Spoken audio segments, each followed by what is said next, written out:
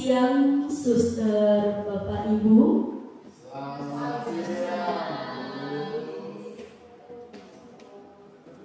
Yang terhormat Bapak Struktural dan Suster, Bapak, Ibu yang hadir pada tempat ini, puji dan syukur kita panjatkan kepada Tuhan yang Maha Kuasa, karena kuasanya sehingga kita dapat berkumpul di tempat ini dalam keadaan sehat, dalam kegiatan dimensi aksi nyata modul 1.4 dengan tema budaya positif yang dibawakan oleh Memda Melia Nadia SPDJR.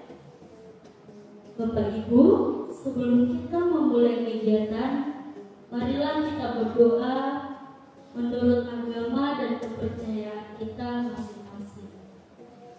Berdoa dimulai.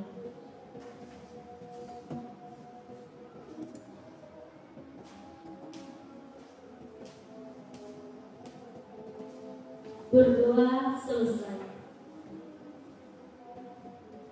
Kepada Memda Melia Nadia SPDJR yang bersama.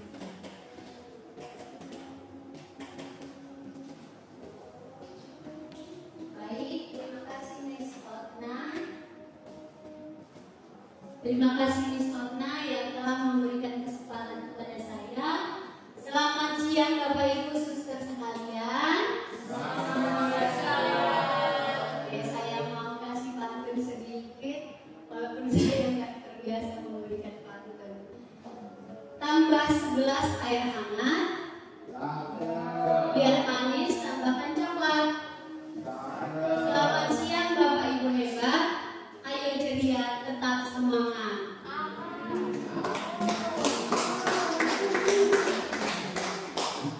Bapak Ibu apa kabar? Kita gaungkan dulu salam kita. Salam Tarakanita. Satu hati, satu semangat. Tarakanita. Yes. Baik, terima kasih Bapak Ibu Suster sekalian. Perkenankan saya untuk menyampaikan diseminasi aksi nyata modul 1.4 tentang budaya positif yang akan kita laksanakan pada siang hari ini di sekolah kita di SMA Santo Yosef Lahar. Bapak Ibu, ada kutipan di sini bahwa Bapak Pendidikan kita Ki Hajar Dewantara mengatakan bahwa di mana ada kemerdekaan, disitulah harus ada disiplin yang kuat. Sungguh pun disiplin itu bersifat self-disiplin, yaitu kita sendiri yang mewajibkan kita dengan sekeras-kerasnya, tetapi itu sama saja. Sebab jikalau kita tidak dapat melakukan self-disiplin, wajiblah penguasa lain mendisiplinkan diri kita. Dan peraturan demikian itulah harus ada di dalam suasana yang merdeka. Dikutip dari Ki Hajar Dewantara dari buku Pemikiran Konsepsi Keteladanan Sikap Merdeka, cetakan kelima tahun 2014, halaman 470. Baik Bapak Ibu, ada hubungan antara budaya positif ini terhadap kurikulum merdeka yang saat ini kita lakukan, yaitu adanya profil pelajar Pancasila, di mana adanya dimensi beriman bertakwa kepada Tuhan Yang Maha Esa dan berakhlak mulia, mandiri, belajar bernalar kritis, berbineka tunggal ika, bergotong royong, dan kreatif. Ini semua akan kita laksanakan. Tujuannya adalah untuk membangun karakter murid yang bertanggung jawab, mandiri, serta dimensi-dimensi yang diminta dari profil pelajar Pancasila. Baik Bapak Ibu, saya akan melanjutkan penerapan budaya positif. Penerapan budaya positif di sekolah diawali dengan perubahan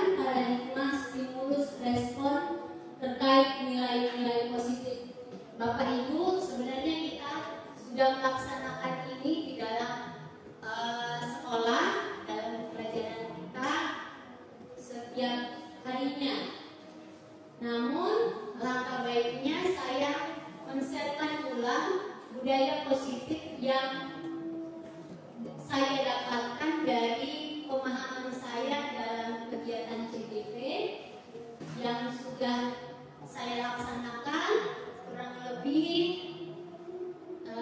hampir 2 bulan ini, udah 2 bulan. Budaya positif itu terdiri dari 5, yaitu konsep disiplin positif, 2, keyakinan kelas, kebutuhan dasar manusia, posisi kontrol, dan segitiga restitusi. Ini semua disiplin positif telah kita laksanakan di dalam pembelajaran kita di kelas dan di sekolah.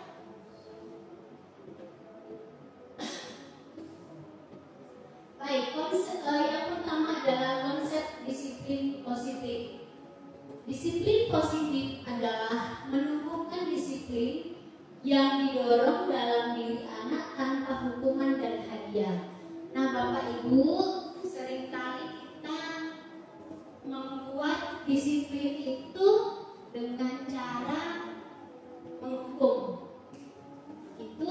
Terus kemudian kita juga kadang supaya anak ini kita mengiming-imingi sesuatu. Ternyata ini Bapak Ibu dalam konsep disiplin positif ini kurang bermakna, begitu. Di sini ada contoh tindakan bukan disiplin positif dan disiplin positif. Contoh tindakan bukan disiplin positif yaitu permisivisme.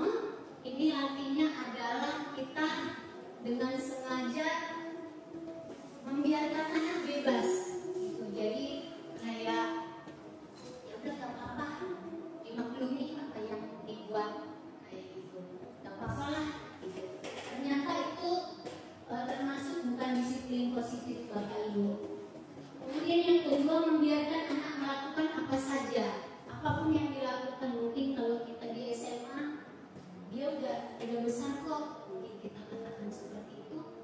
Ternyata ini adalah bukan disiplin positif. Kemudian tidak ada aturan dan tidak ada batasan.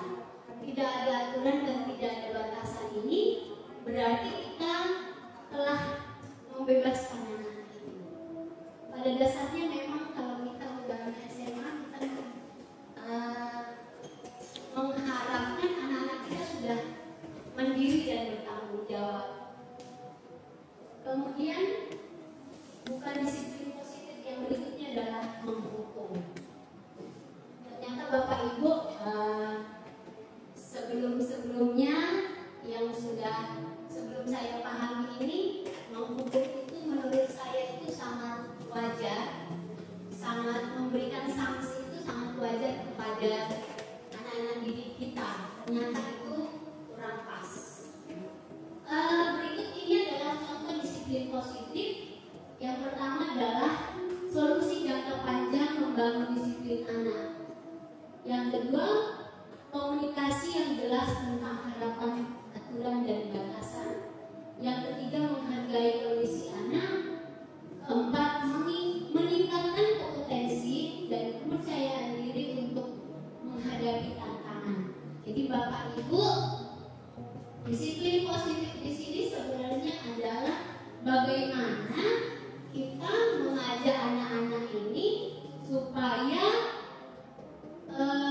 dapat membangun diri anak-anak ini ke depannya secara jangka panjang dan konsisten tanpa ada rasa kayak dijudge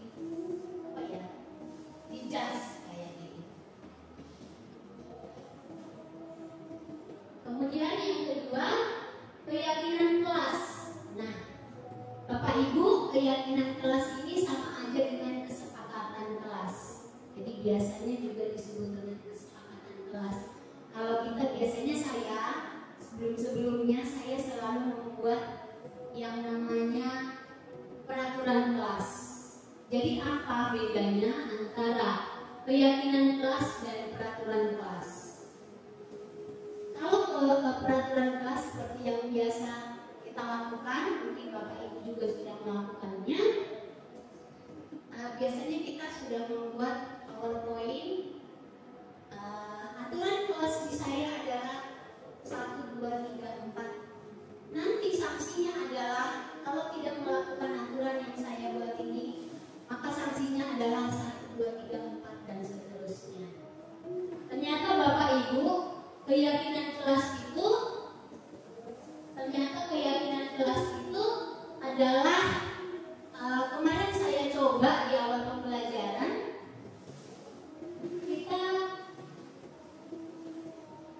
kita membuat keyakinan kelas itu dengan cara berkomunikasi dengan anak-anak. Jadi kita itu mengajak, kalau mungkin SMA memang harus seharusnya kita sering-sering ajak ngobrol. Ternyata membuat keyakinan kelas dan peraturan kelas itu berbeda. Kalau peraturan kelas itu hanya satu arah, jadi saya aja yang buat, anak-anak itu menjalankan. Kalau tidak dijalankan maka dihukum, gitu, diberikan sanksi, gitu. Dan seringkali itu kita lakukan. Tetapi sebenarnya ternyata keyakinan kelas itu adalah kita mengajak anak-anak untuk berkomunikasi. Ya, kita mengajak anak-anak untuk berkomunikasi. Seperti apa caranya? Maka di awal-awal itu kita membuat kesepakatan. Jadi anak-anak, kamu pengennya pembelajaran kita di kelas seperti apa? Gitu. Nanti anak-anak akan kalau di saya kemarin di awal dicatat di bukunya masing-masing. Kayak gitu. Nanti setelah udah dicatat, baru diomongkan kembali ke anak-anak. Anak-anak, gimana poin yang ini udah sesuai apa belum? Gitu. Maka keyakinan kelas itu harus positif, Bapak Ibu. Positif maksudnya di sini adalah yang kita sampaikan itu tidak boleh ada yang merasa tersinggung ataupun ada yang merasa tidak nyaman. Kemudian pernyataan universal artinya bahwa pernyataan ini semuanya bisa diterima. Tidak terlalu banyak supaya anak-anak tidak lupa kita. Jadi cukup mungkin 4-5 poin, tapi anak-anak langsung mengingat. Gimana caranya supaya anak-anak mengingat? Kemungkinan bisa juga kita lakukan setiap pembelajaran. Kalau di saya beberapa kali ini anak-anak setiap kita sesuai dengan kesepakatan kita kemarin bahwa kalau diskusi kelompok lalu HP bisa dipegang, apa kesepakatan kelas kita? Kemudian kita mengulang kembali. Ya men, tidak boleh membuka web lain ataupun tidak boleh membuka yang lain selain tugas yang diberikan. Kemudian dapat ditinjau kembali. Ini artinya seandainya bulan ini ada perubahan, maka bisa kita tinjau untuk waktu berikutnya. Kemudian semua ikut berkontribusi. Jadi kita harus menanyakan di mana anak siapa yang setuju. Kalau semuanya setuju berarti kita okekan. Kalau tidak semuanya setuju berarti kita cari alternatif lain. Ini adalah contoh keyakinan kelas. Setiap kelas bisa berbeda keyakinannya Bapak Ibu. Jadi keyakinan kelas 10A, 10B, 10C, kemudian kelas 11, kelas 12 itu bisa berbeda-beda. Contohnya di sini ada anggota kelas saling menghargai, anggota kelas saling merasa nyaman dan aman. Setiap anggota kelas mengerjakan tugas tepat waktu. Ini contohnya dan masih banyak lagi. Contoh keyakinan kelas yang bisa kita lakukan.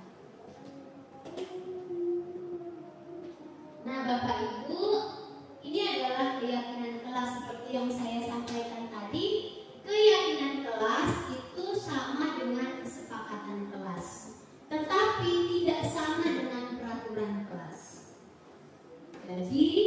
kalau kita sudah membuat tata tertib, berarti bisa dikaji ulang berarti. Gitu. Jadi ini adalah kesepakatan kelas seharusnya yang seperti ini. Jadi ditempel sama anak-anak. Saya maunya ini, nanti kita guru cabut satu-satu terus bacakan. Gimana? Anak-anak sesuai gak? Cocok gak? Diterima gak? Gitu. Jadi nanti kalau misalnya diterima oleh mereka, maka kita fixkan, oke, nomor 1 deal. Gitu. Nanti kita buat catatannya.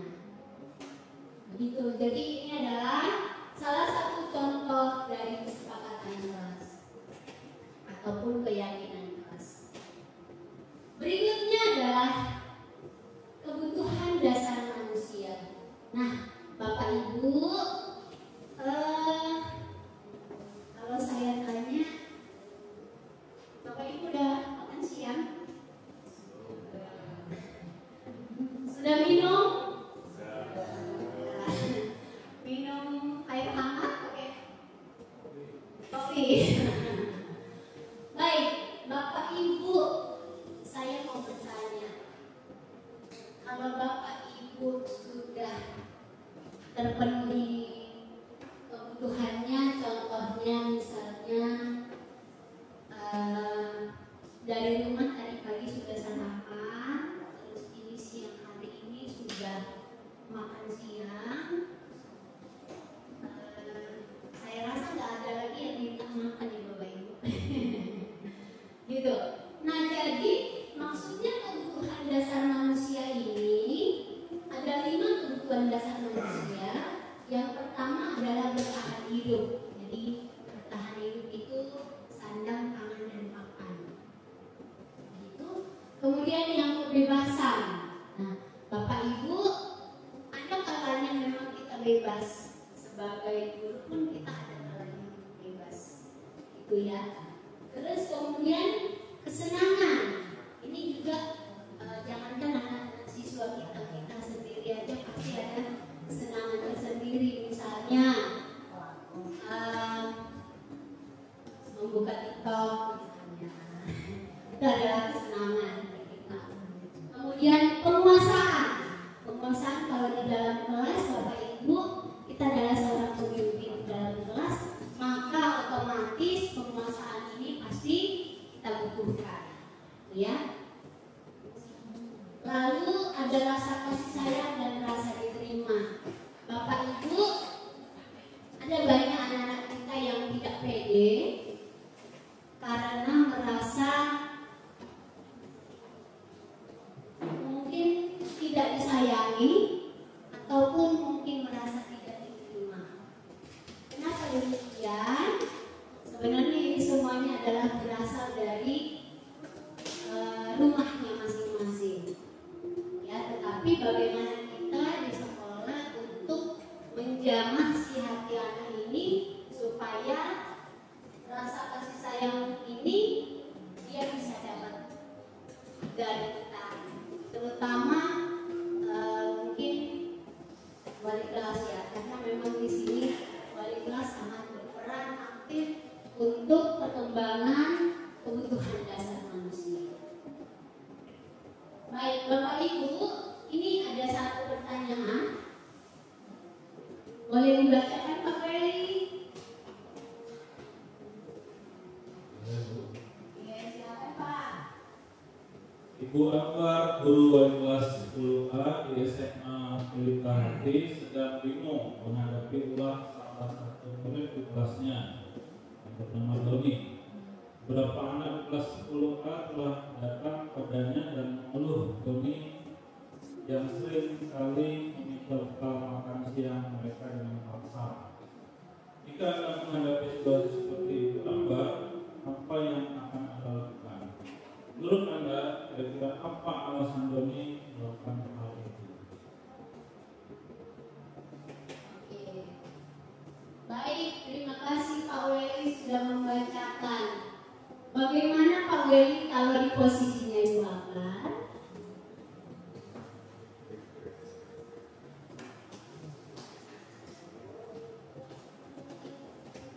Terima kasih Bu Akbar.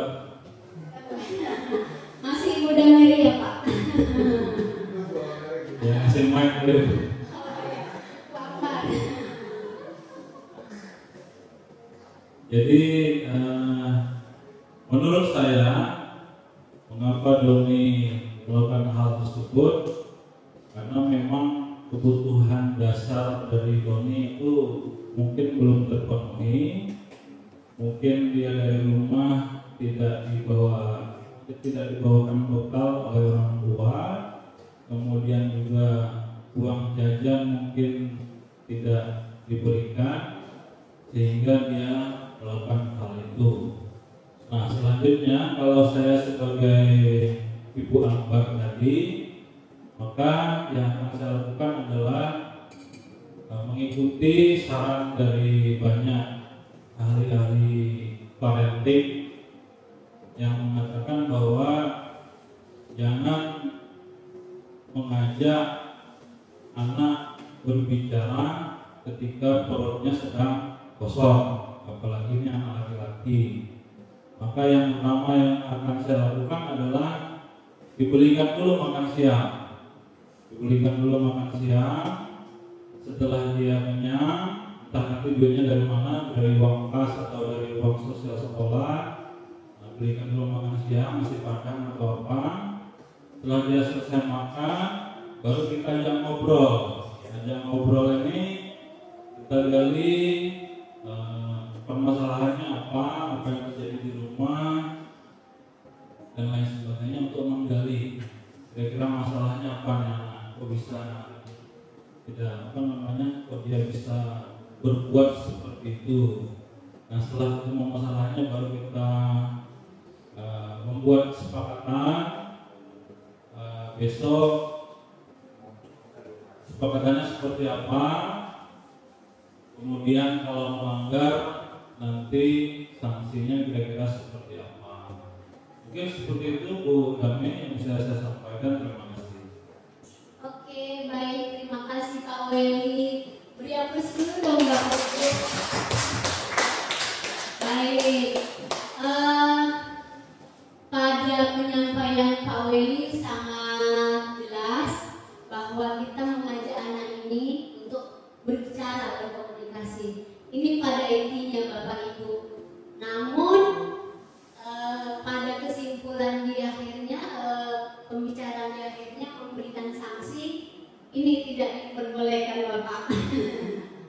Karena memang dalam budaya positif ini kita tidak boleh memberikan sanksi kepada anak-anak. Jadi kita hanya boleh memberikan pemahaman dan pemahaman, gitu. Jadi kalau kita dengarkan tadi dari pernyataan Pak Weli, jawabannya Pak Weli, memang seharusnya seperti itu yang kita lakukan Bapak Ibu. Jadi kita memberi makan dulu anak ini karena memang kebutuhan dasarnya tadi belum terpenuhi. Yang salah satunya adalah kebutuhan bertahan hidupnya. Siapapun orangnya, kalau dia tidak makan, pasti akan mencari cara supaya perutnya terisi.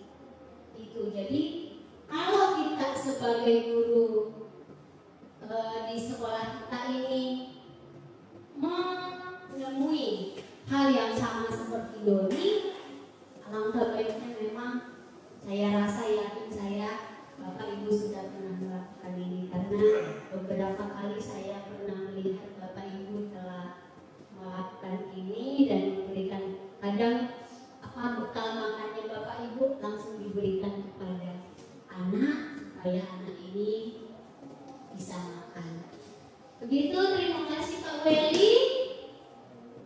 Kemudian Bapak Ibu, posisi kontrol. Nah, yang keempat ini di posisi kontrol ini sangat dibutuhkan. Posisi seorang guru itu ada 5. Yang pertama, penghukum. Ayo Bapak Ibu, siapa yang sering menghukum? Saya juga sering menghukum. Kemudian ada yang pemantau. Ya, pemantau itu dilihat dari segi aspek anak-anaknya, semuanya ditanya, tetapi tidak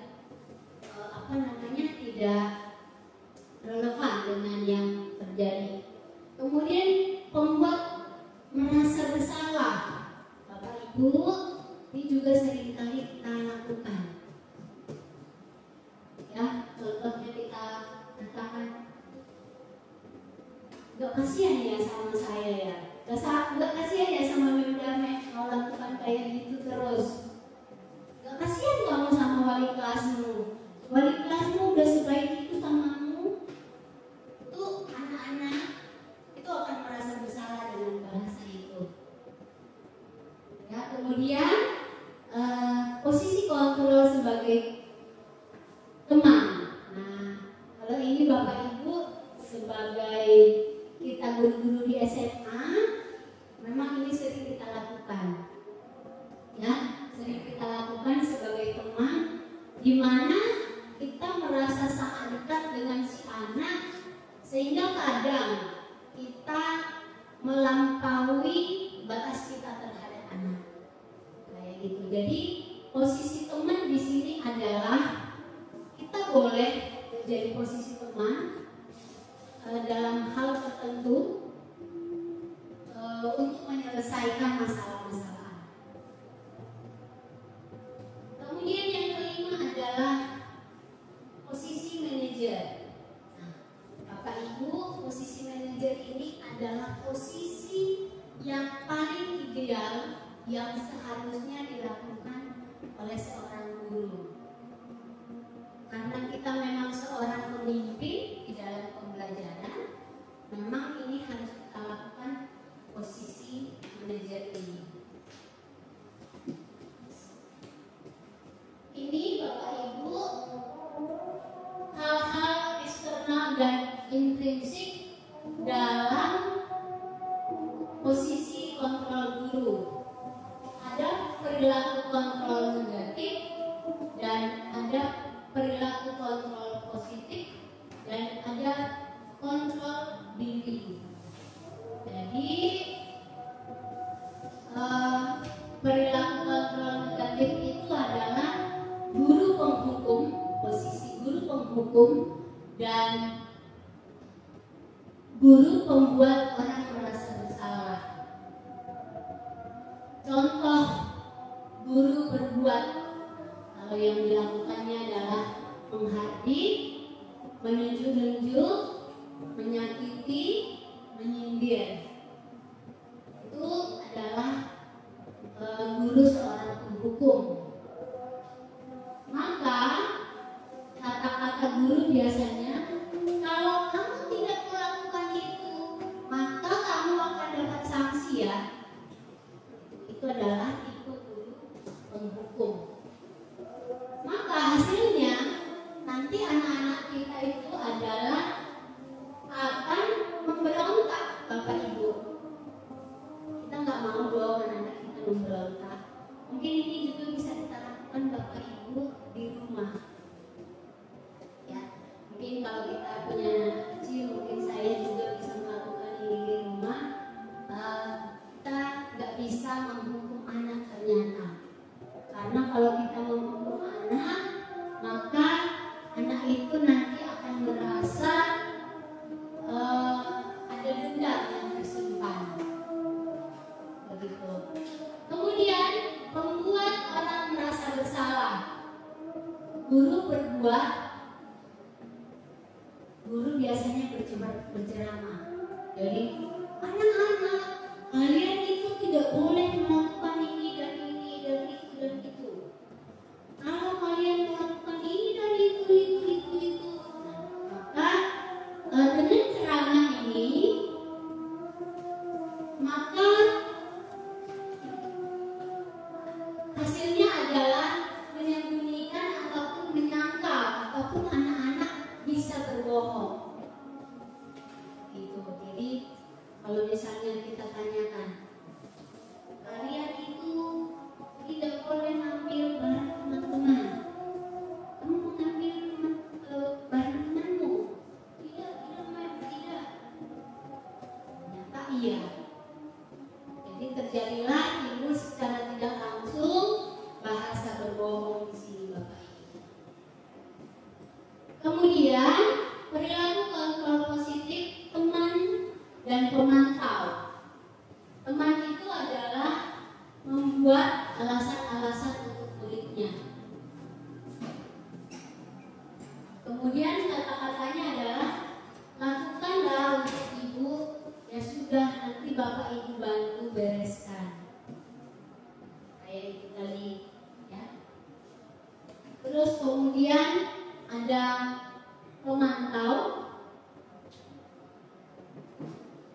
pemantau ini guru berbuat adalah menghitung dan mengukur. Itu nanti jadi kayak kita mendikte anak Bapak Ibu. Sebenarnya kita nggak bisa mendikte anak ya Bapak Ibu, karena sebenarnya anak-anak itu adalah mempunyai keunikan masing-masing, mempunyai nilai yang berbeda. Pasti satu dengan yang lainnya pasti memiliki keunikan tersendiri. Itu karena tidak ada yang bisa satupun di antara kita yang sama persis apapun yang kita lakukan. Itu jadi kita nggak bisa mendikte anak. Kemudian guru berkata biasanya seorang pemantau itu adalah apa yang menjadi peraturannya, kemudian apa konsekuensinya. Kalau kamu sudah tahu peraturannya, kenapa kamu masih lakukan itu? Maka kamu diberikan hukuman. Biasanya kita lakukan. Itu disebut sebagai pemantau.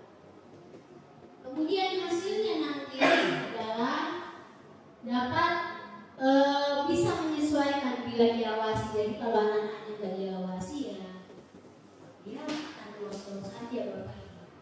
Harapannya kita tanpa mengawasi anak-anak bisa tumbuh kesadaran diri. Itu kemudian di sini ada kontrol diri seorang manajer. Nah Bapak Ibu, ini yang seharusnya diharapkan seorang guru yang ideal, seorang manajer. Jadi gurunya mengajukan pertanyaan-pertanyaan. Jadi kalau misalnya kayak yang disampaikan Pak Weli tadi, kamu kenapa mengambil makanannya temanmu? Maka nanti setelah udah dikasih makan, maka nanti akan dijawab, karena aku Pak gini.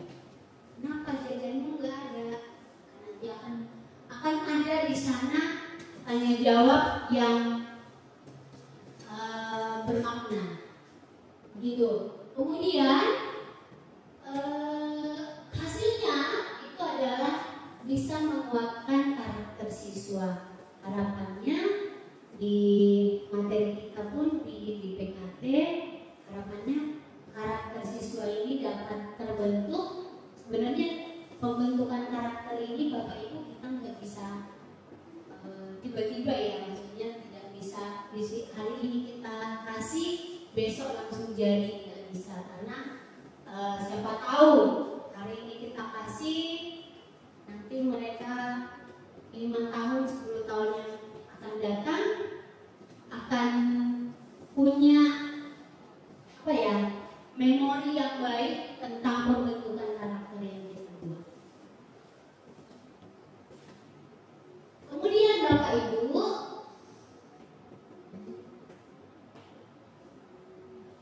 kalau kita katakan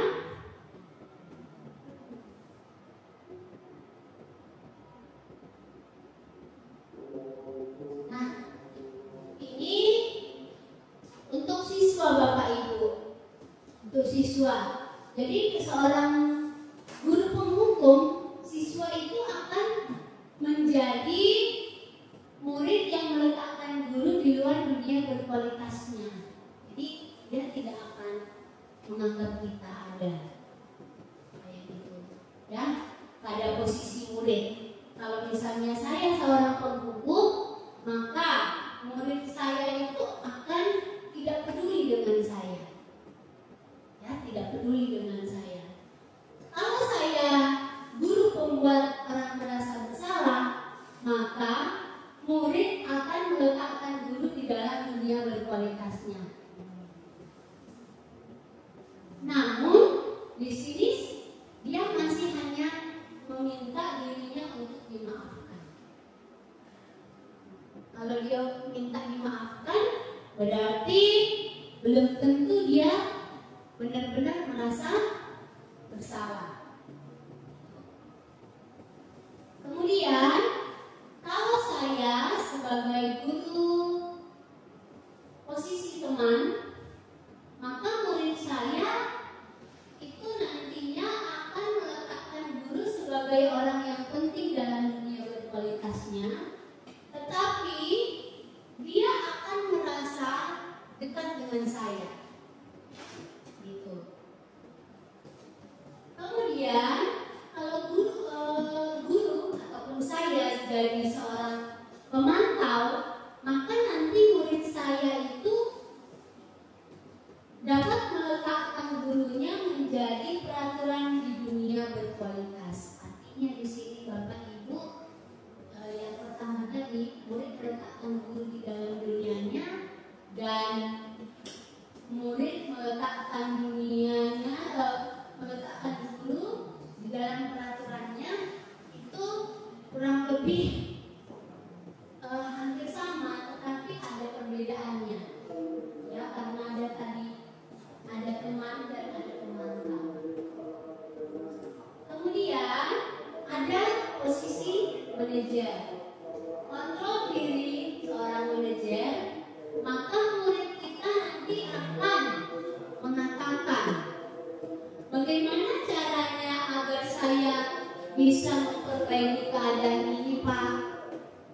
Apabila misalnya ditanyakan, gimana cara memperbaiki keadaan yang sudah kamu lakukan, misalnya kayak si Doni tadi, Doni telah mengambil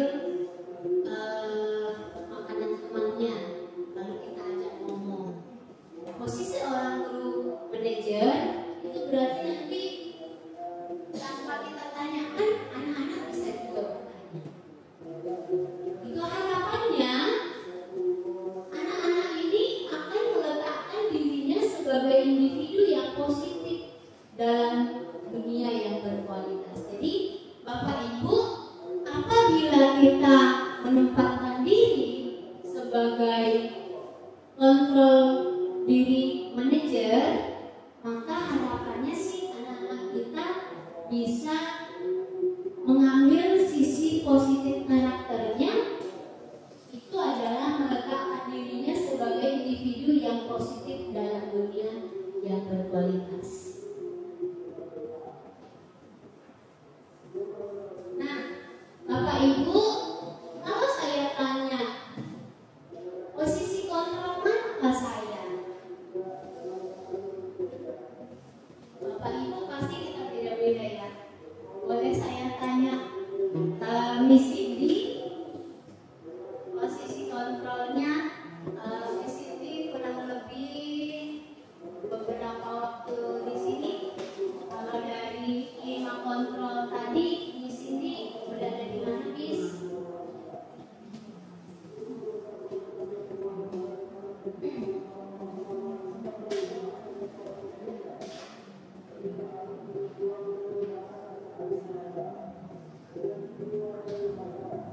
Ada 5 posisi kontrolnya tadi, Miss.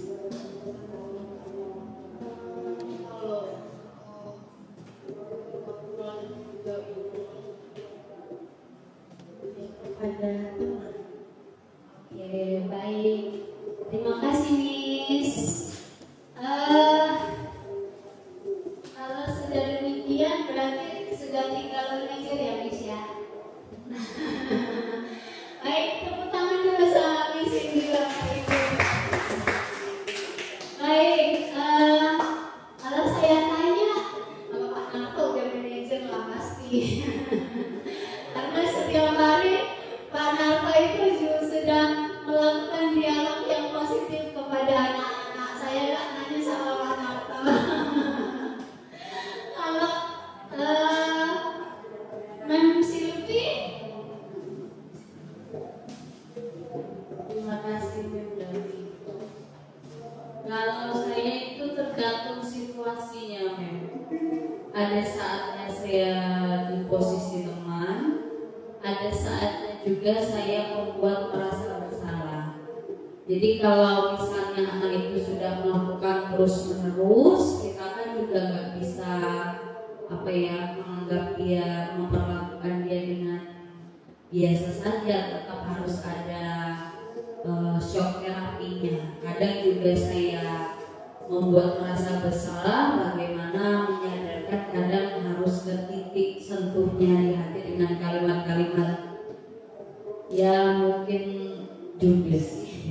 tergantung situasinya, Bu. Oke, baik, terima kasih Mem Silvi. Beri aplaus dulu Bapak Ibu.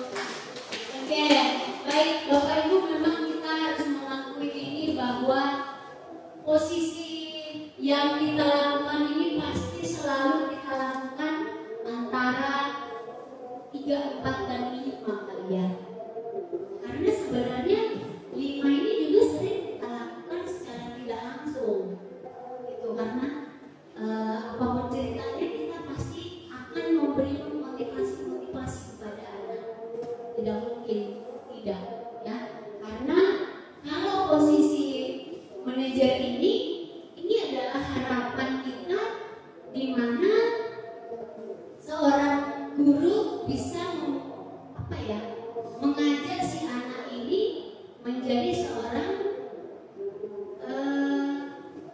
dikatakan teman bisa, tetapi harus lebih berkomunikasi, lebih bermakna.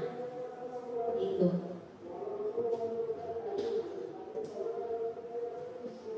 Nah, jadi posisi kontrol yang sudah kita lakukan Bapak Ibu, harapannya mulai saat ini kita pelan-pelan dari teman, posisi teman, kita bisa mengarah posisi manajer, supaya pembentukan karakter dari siswa-siswa kita sesuai dengan profil pelajar Pancasila yang sudah disampaikan sebelumnya tadi dapat lebih bermakna lagi. Oke, yang kelima Bapak Ibu adalah segitiga restitusi. Nah Bapak Ibu, segitiga restitusi ini tidak lepas dari peran seorang guru manajer.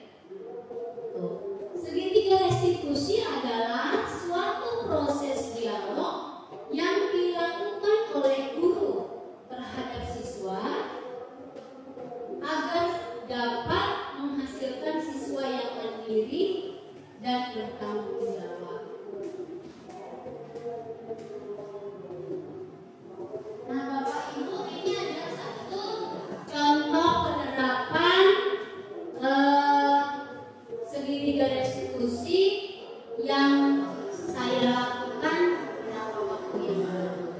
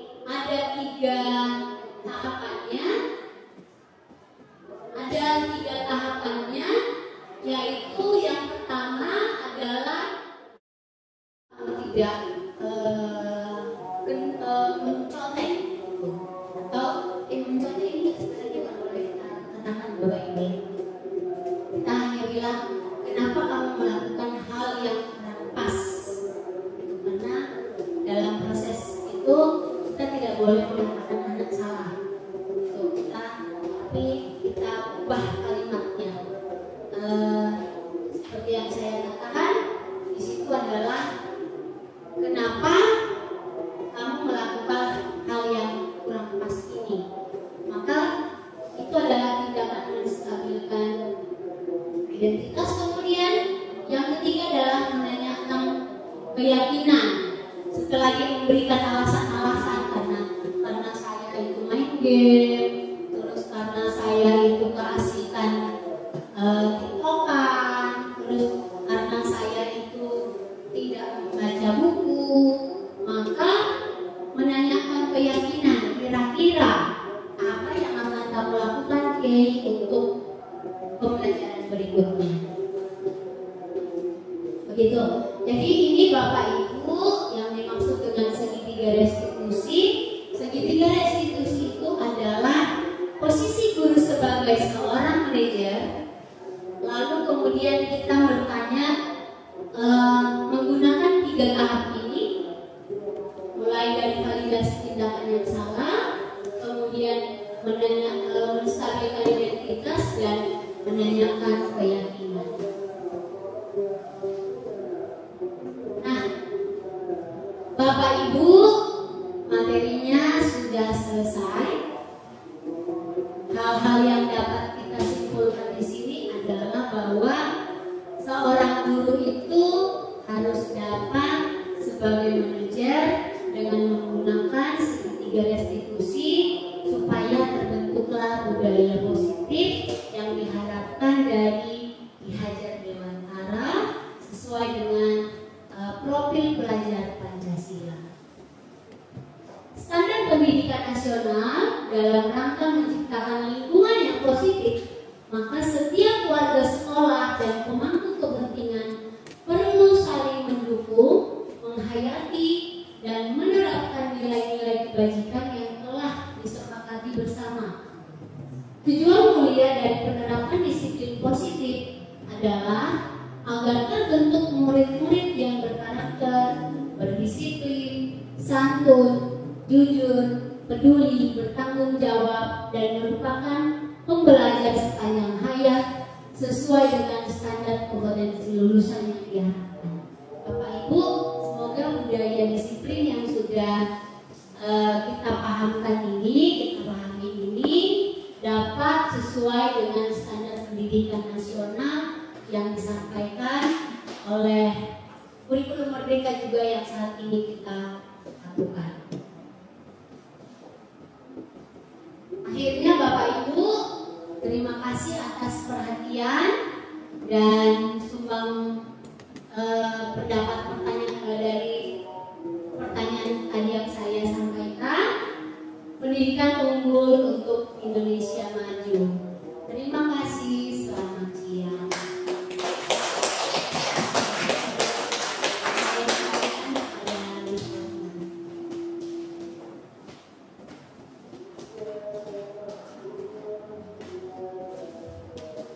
Baik, kalau Bapak Ibu, sampailah kita di sesi penutupan. Sebelumnya saya mengucapkan terima kasih kepada Mendamed atas materi yang disampaikan. Semoga dapat kita ambil hal positifnya, semoga bermanfaat untuk kita dan dapat kita terapkan kepada pembelajaran kita nanti di dalam kelas. Bagaimana kita menerapkan budaya positif itu kepada anak-anak didik kita. Sebelum kita tutup acara ini, dibuka dengan doa, maka saya tutup dengan doa juga. Marilah Bapak Ibu, kita berdoa menurut agama dan kepercayaan kita masing-masing. Berdoa dimulai.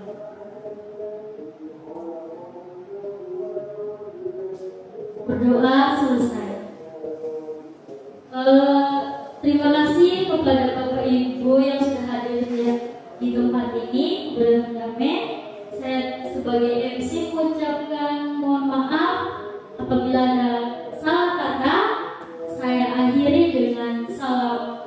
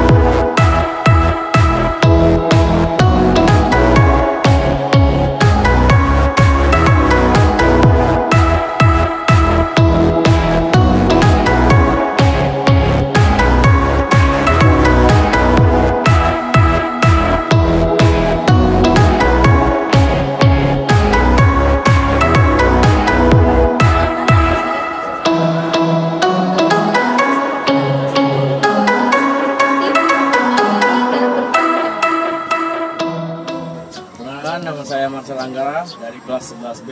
Menurut saya kepentingan kesepakatan kelas itu sangat penting karena bisa membuat diri saya disiplin. Terima kasih. Perkenalkan, nama saya Anissa Yudhara, saya dari kelas 11B. Saya menjawab seberapa penting sih kesepakatan kelas. Jadi kesepakatan kelas itu menurut saya itu sangat penting karena bisa melatih diri untuk menjadi disiplin, tertib, dan teratur. Perkenalkan, nama saya Kaisar Pasar Raja, saya berasal dari kelas 11B. Menurut saya, kesempatan kelas itu penting untuk membuat diri saya lebih bertanggung jawab.